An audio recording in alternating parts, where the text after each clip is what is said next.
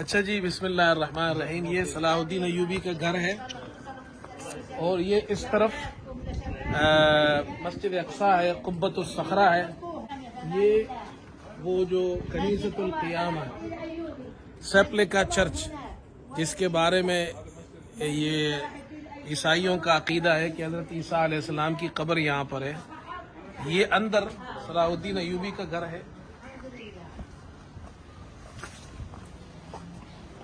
یہاں پر اور یہاں آگے جو ہے وہ قبۃ الصخرہ ہے. مسجد صلاح الدین ایوبی یہ ہے. مسجد عمر وين؟ مسجد عمر ورا الكنيسة. وراء الكنيسة.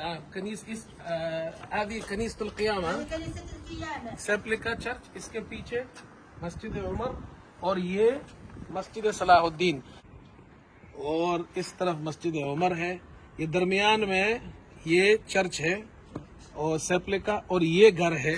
اچھا، ہم یہاں یہ ہماری ساتھی سب آئے ہیں اور صلاح الدین ایوبی کے گھر میں ہے اس وقت ہم. اور سب جانتے ہیں کہ صلاح الدین ایوبی فاتح تھا. انہوں نے القدس کو فتح کیا تھا. اور پھر یہ جو خاتون سامنے بزرگ خاتون بیٹھی ہوئی ہے وہ کونے میں، یہ بزرگ خاتون ہے اور یہ گھر ان کا ہے.